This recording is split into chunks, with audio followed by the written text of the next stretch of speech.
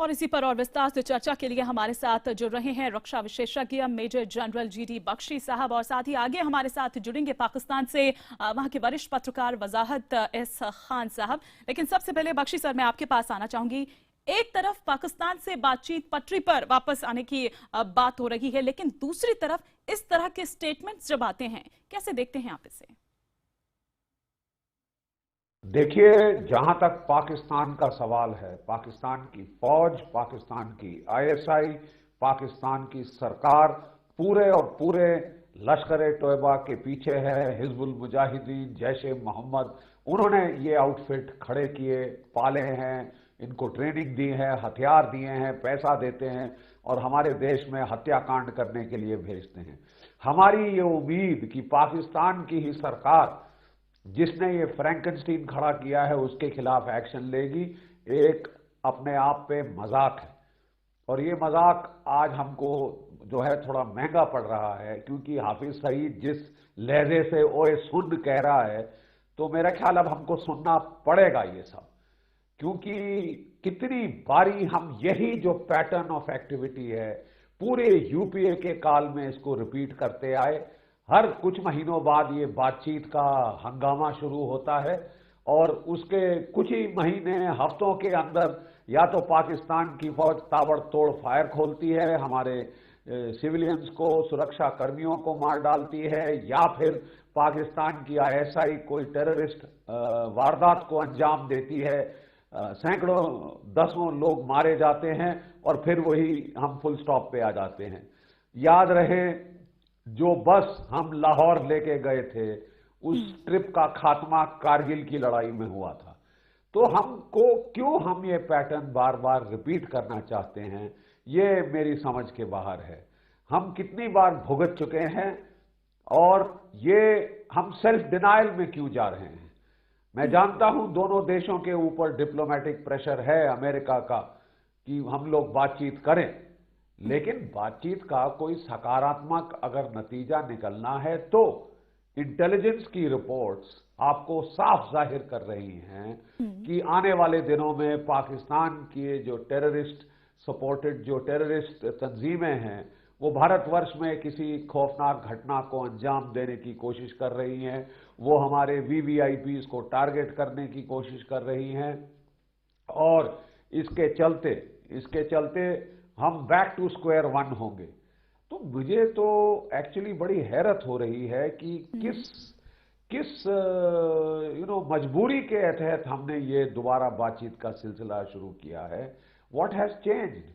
क्या फर्क पड़ा है? What is the new input? What is the new development? हमें तो कुछ नया नहीं दिखा, वही रवैया पाकिस्तान का दिख रहा है। और याद रहे, जिस दिन सुषमा स्वराज वहां गई थी, हमारी विदेश मंत्री, उसके अगले दिन पाकिस्तान के भूतपूर्व राष्ट्रपति परवेज मुशर्रफ ने कहा था कि लश्कर-ए-तोयबा टेररिस्ट ग्रुप नहीं, फ्रीडम फाइटर्स हैं। बिल्कुल। बख्शी सर, मैं आपके पास वापस आऊंगी। खान साहब भी इस वक्त हमारे साथ जुड़ चुके हैं, पाकिस्तान के वरिष्ठ पत्रकार हैं। खान साहब, आप थोड़ी देरी से जुड़े, लेकिन इस तरह के स्टेटमेंट्स जब हाफिज सईद देता है, आखिर क्यों नहीं जो वहां की सरकार है लगाम लगा पाती है? एक तरफ तो बातचीत की बात हो रही है कि वापस पटरी पर आए, आइस ब्रेक होने की बात हो रही है, लेकिन दूसरी तरफ इस तरह की बातें। जी हाय, अस्सलाम वालेकुम, गुड मॉर्निंग। एक तो ये जो भी साहब हैं जो फरमा रहे थे कि क्या जरूरत है बातचीत की, मैं बता देता हूँ क्या जरूरत है। तकरीबन 250 न्यूक्लियर हथियार हैं हम दोनों के मुश्तरका, मिला जुला के तकरीबन 1 मिलियन और 1.7 मिलियन बल्कि 17 लाख फौजें हैं, खड़ी हुई हैं बॉर्डर पे, एक दूसरे को रोज घूरती हैं। ठीक है, तकरीबन 550-600 जहाज हैं जो रेडी हैं एक दूसरे पे हमला करने के लिए। ये जरूरत है ताकि और तकरीबन बाय द वे ये भी बताता चलूं, तकरीबन 700 मिलियन गरीब इंसान हैं, हिंदू, मुस्लिम, सिख, ईसाई, बॉर्डर के दोनों तरफ। इसलिए जरूरत है बात करने की। बहुत दोनों तरफ से इस वक्त बहुत फ्लेक्सिबिलिटी दिखाई गई है, आपकी तरफ से भी और हमारी तरफ से भी, कि बातचीत फिर से हो जाए शुरू, कम अज कम। तो जरूरत ये है और इसलिए ये फ्लेक्सिबिलिटी दिखाई है। अब कीपिंग दैट इन पर्सपेक्टिव, अब अगर हम हाफिज सईद साहब या आपके कर्नल पुरोहित साहब या हमारे जो भी साहब के पीछे पड़ जाएं, और इस वक्त मैं आपको बख्शी सर आप रिएक्ट करना। आप मुझे जी मैं आपको 71 की याद दिलाऊं और आप मुझे 65 की याद दिलाएं, तो frankly the future of this poor neighborhood, this promising but poor neighborhood will be compromised. अब बात आई आपके सवाल की कि ये क्यों धंधनाते हुए फिर रहे हैं। भाई वो धंधनाते हुए तो नहीं फिर रहे। पाकिस्तान की जो UN सैंक्शंस के अंडर ऑब्लिगेशंस हैं, तो 3 ऑब्लिगेशंस हैं, और बकौल हुकूमत पाकिस्तान के वो उन्हें इस हिसाब से कंट्रोल कर रहे हैं। नंबर 1, उनके एसेट्स फ्रोजन हैं, बख्शी जो सर रिएक्ट UN करेंगे आप? कहती है। जी जी खान साहब एक मिनट। मुझे बात तो करने दें भाई, अभी आपने एक तो लेट ज्वाइन किया है। नहीं, आप एक तो दें, वजाहत साहब एक मिनट, आपने मुझे वजाहत साहब आपने मुझे जरा मेरी भी सुन लीजिए इस नाचीज या की, मैं चला जाता हूँ। आप इस नाचीज की भी सुन लीजिए, आप ही की बात सुन रहे थे हम। Let me finish my point and let me kindly then take your rebuttal, but let me please finish my point. Point number 1, according to the government of Pakistan, UN sanctions कहता है, अक़वाम मुत्तहिदा कहता है, UN कहता है यार इसके assets freeze कर दो, वो कहते हैं डन हो गए। फिर पॉइंट नंबर 2, UN कहता है इसे वेपन नहीं लेने दो, उसके पास कोई वेपन नहीं है according to the government of Pakistan, done. Point number 3, UN कहता है इसे बाहर ना ट्रैवल करने दो, पाकिस्तान कहता है डन, वो बाहर नहीं जा सकता। अब इसके अलावा यार वो जो बोल रहा है, अब वो सही बोल रहा है गलत बोल रहा है, that's a matter of conjecture. अब आपका बंदा रोज उठ के आपका कोई मिनिस्टर कभी कह देता है कि जी हम ये पाकिस्तान जो मुसलमान है वो हिंदुस्तान हिंदुओं के लिए, I mean it's reprehensible, but इधर government of Pakistan is not up in arms, वो आपका इंटरनल मसला है, handle it, things will come to par. India का इंटरनल मसला है भाई, why should Pakistan look into it? So we need to take a very big broad view की जरूरत है बात करने की। और ये जो हमें इन लोगों को अटेंशन ही नहीं देनी चाहिए, ये खुद ही मर जाएंगे, ये खुद ही सब भाग जाएंगे। Haters on both sides will be out of business soon if the both states and both are serious about this, the haters will die and go. अच्छा Wajahat now kindly give me a minute. देखिए आप इस ऐसे शख्स की बात कर रहे हैं जिसने हिंदुस्तान के अंदर 26/11 का हत्याकांड किया था, massacre of our citizens. So it is not an internal matter of Pakistan. You cannot export terror over here and then say that you are following. Please, I would like to remind you of the UN Security Council Resolution 1967, which enjoins upon all countries to take actions to stop terrorist But it's not proven. Is it proven? Is it leaders? What? Kindly listen to me. I have heard you with patience. I have heard you with patience. Have the decency to listen. Remind me about if it's been proven. Please remind me. Please continue your point and remind me. No. The United States has sentenced David Coleman Headley. In India, our courts have sentenced Ajmal Amir Kasab. Are you telling me that Ajmal Amir Kasab was not a Pakistani citizen? You and your radio channels, your TV channels have all acceded to that. You have been interfering blatantly in India, killing our citizens, and then you expect us to just lump it and say it is an internal matter of Pakistan? But who do you mean? What do you mean by who? There are certain civilized norms. If there is, excuse me, look, I heard you with patience, Mr. Wajahat. Now kindly let me finish my point. Kindly let me finish my point. My point, my dear sir, is the root cause of the problem is, Wajahat, is the export of terror. Your state policy of employing terror as a tool of settling disputes between nations.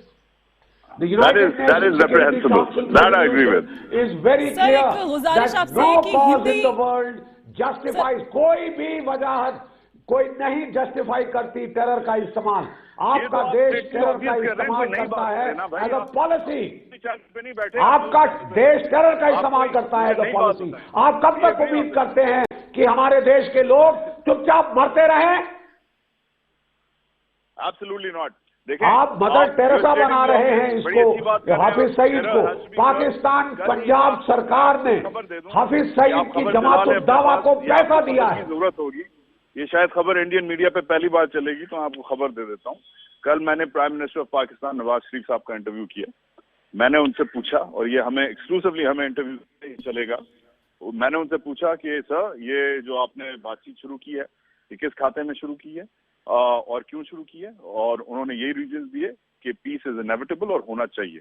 फिर मैंने पूछा कि अब क्या होगा, उन्होंने कहा कि देखें जी, ये इंडिया के साथ अक्सर एक कदम आगे और दो कदम पीछे ये जो आदत बनी हुई है, this has to be stopped.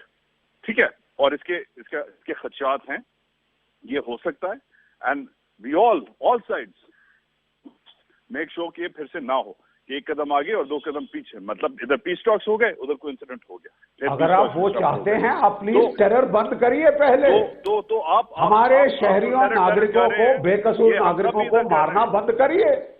हाँ, आप नहीं क्या कर रहे हैं साहब? यू हैव टेकन एक्शन, आपने एक्शन लिया है सिर्फ तहरीक तालिबान पाकिस्तान के खिलाफ और उन तंजीमों के खिलाफ जो आपके लोगों को टारगेट कर रहे हैं। जो तंजीमें आप आर्म करके, हथियार देके बॉर्डर के पार भेज रहे हैं, उनके खिलाफ तो आपने कख नहीं किया। और आप कह रहे हैं कि साहब पीस इज इनएविटेबल। यानी कौन साहब है, अगर आप इस तरह की कार्रवाइयां करते रहेंगे, मेहमान को लेते हैं फिर बात नहीं करने देते, मतलब ये कि क्या बात है? एक तो आपने लेट किया है, आप सुन भी लीजिए सर, एक बार खान साहब की बात भी सुन लेते हैं जी। मतलब देखिए, आप डिबेट, आप अगर ये डिबेट करना चाह रहे हैं कि टेरर बहुत बुरी बात है, मैं कहता हूँ आप जीत गए debate. I agree with you, आप जीत गए। अगर आप ये कहना चाह रहे हैं कि पाकिस्तान और इंडिया के दरमियान पीस नहीं होना चाहिए, तो आई डिसएग्री। अगर आप ये कहना चाह रहे हैं कि हाफिज सईद धंधनाता हुआ क्यों फिर रहा है, मैं कह रहा हूँ उसमें एक कोर्ट प्रोसेस है। और अगर आप ये कहना चाह रहे हैं कि पाकिस्तान अभी तक टेरर एक्सपोर्ट कर रहा है, तो मैं कहता हूँ अपने बीएसएफ कमांडर से जाके पूछ लें कि जम्मू एंड कश्मीर में स्टेटिस्टिकली पिछले 12 साल से कितने रिड्यूस हुई है टेरर। तो आपकी कुछ बातें सही हैं, मगर आपकी कुछ बातें आउटडेटेड हैं। तो अपने आप को अपडेट करें, अपने आप को अपडेट करें with the reality of the peace process. देखिए, अपने जो मंत्री हैं उन सबसे जाके पूछें कि कितना जरूरी है पीस प्रोसेस। और पीस प्रोसेस एक दोपहर में नहीं मिलता भाई, कि दोपहर के खाने तक आ जाए। It's not a pizza delivery, it's a peace process, takes time. So hopefully it will kick in. Thank you. Pakistan जिंदाबाद। Thank you. अच्छा, वजाहत साहब, मैं आपको बताना चाहता हूं कि ताली दो हाथ से साहब छोड़कर चले गए हैं डिबेट को बीच में ही, लेकिन मैं आपसे यहाँ पर ये समझना चाहूंगी कि जिस तरह की बातें हो रही हैं जी। हाँ, देखिए, मैं कह रहा हूं it takes two hands to clap. ताली दो हाथ से बजती है। बिल्कुल। हम आपकी तरफ, जब हमारे प्रधानमंत्री ने ऑफिस लिया था, पहली चीज उन्होंने ये करी थी कि नवाज शरीफ साहब को यहां बुलाया था। उसके बाद वो जो है यूएन जनरल असेंबली की साइडलाइन पे बात हुई, उसके बाद यूएन के बाद ऊफा में बातचीत हुई। हर जगह हमको वही नतीजा मिला है, we are back to square one.